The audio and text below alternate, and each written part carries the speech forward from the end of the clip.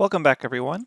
In this lecture, we're going to finish off MNIST with the Convolutional Neural Network project with evaluating our model.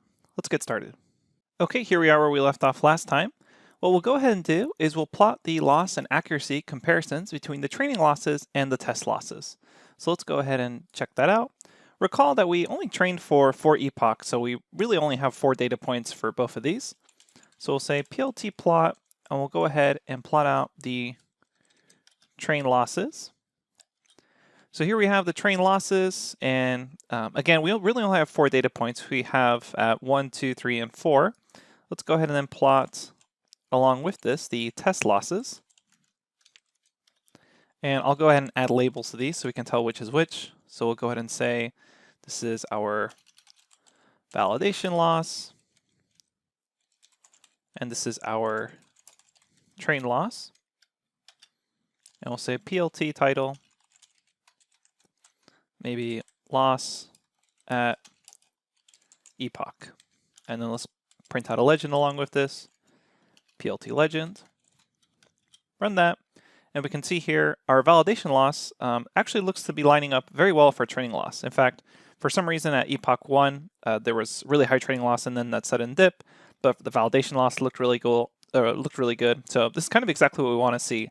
In fact, we could have kept training for a couple more epochs probably, and then cut it off at the point where the validation loss begins to go up as the training loss either falls flat or still continues downward. So this is kind of exactly what we want to see, this validation loss right in line with our training loss. And we can also do the same thing with accuracy, so we can print out the accuracy as well. And I'm going to copy and paste that code from our provided notebook. So this is printing out the accuracy, essentially 600 and 100, that's per batch, and we were keeping track of how many were correct. So we'll go ahead and say, what's the accuracy at each epoch? So run that, and we can see here our training accuracy versus our validation accuracy. And here we can see a clear picture that the validation accuracy looks like it's flattening out even after 2 to 3 epochs. So it looks like probably around epoch 4, epoch 5, that would have been a good amount to train it. Any more than that, and we probably won't get much better performance on validation without overfitting to our training data set. And again, we're performing extremely well here. We're already above like 98% accuracy. Okay, so let's evaluate all the test data. And we're going to do this by simply saying test load all. We'll create a new data loader object. We'll pass in the test data, and the batch size will simply be the size of the test data set, which is 10,000 points, so 10,000. And we don't need to shuffle this because we're not doing any sort of training. We're just going to go ahead and just run it through. So there's test load all, and so this is how we predict on new data. We'll simply say with torch dot no gradient adjustments. Right now, correct is going to be equal to 0, and we'll say for x test, y test, in test load all, go ahead and grab the predictions by saying y val is equal to model x test. Again, we don't need to flatten this. And just as before, we'll say predicted is equal to torch.max, where we have y val 1 and index 1 off of that to grab the actual predicted number. And then we'll say correct plus equals, and we'll ask where does predicted equal y test, and then take the sum of that.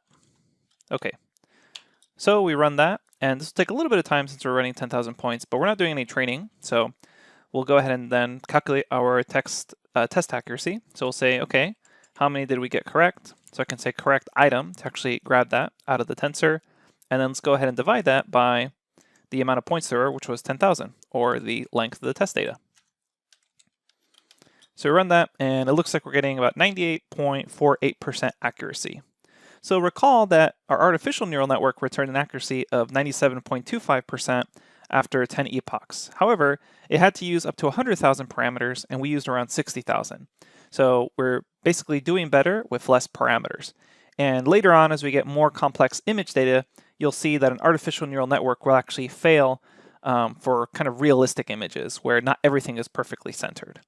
And if we want to display the confusion matrix, I'm going to copy and paste the code here from our lecture notebook, since it's the same code we've used before with the A and N on this MNIST data set.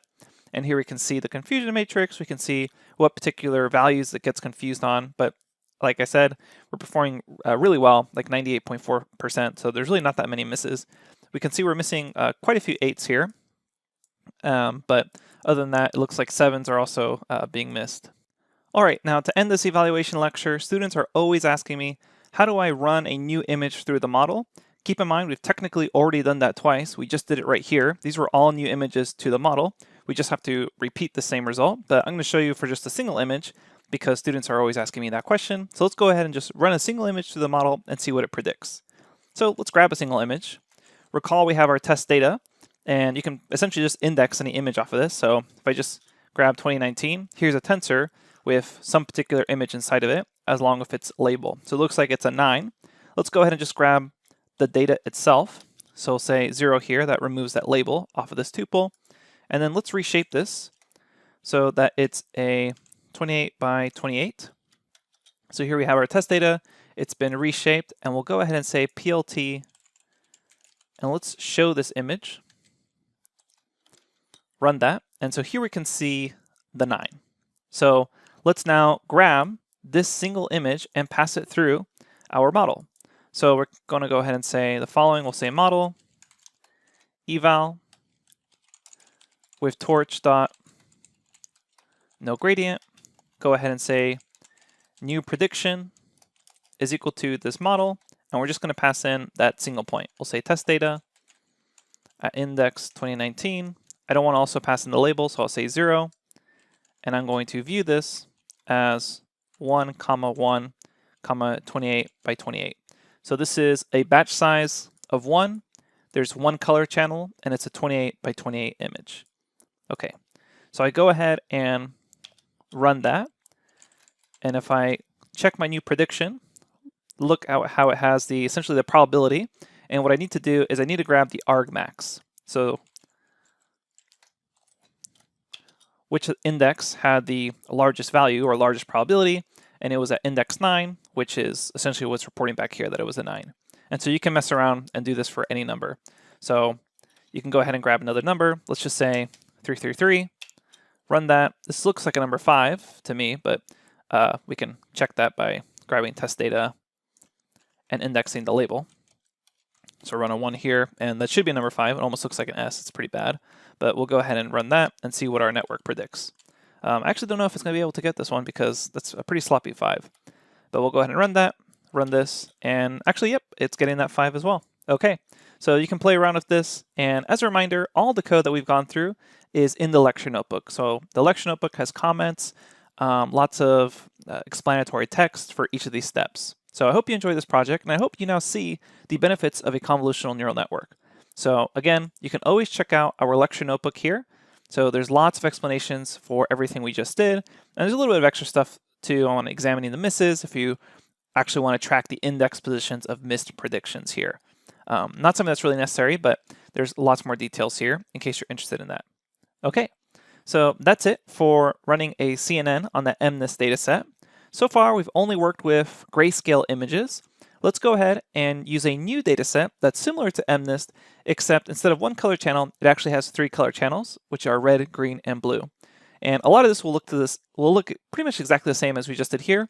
We just have to take care of that extra color image channel. So we'll do that in the next series of lectures. I'll see you there.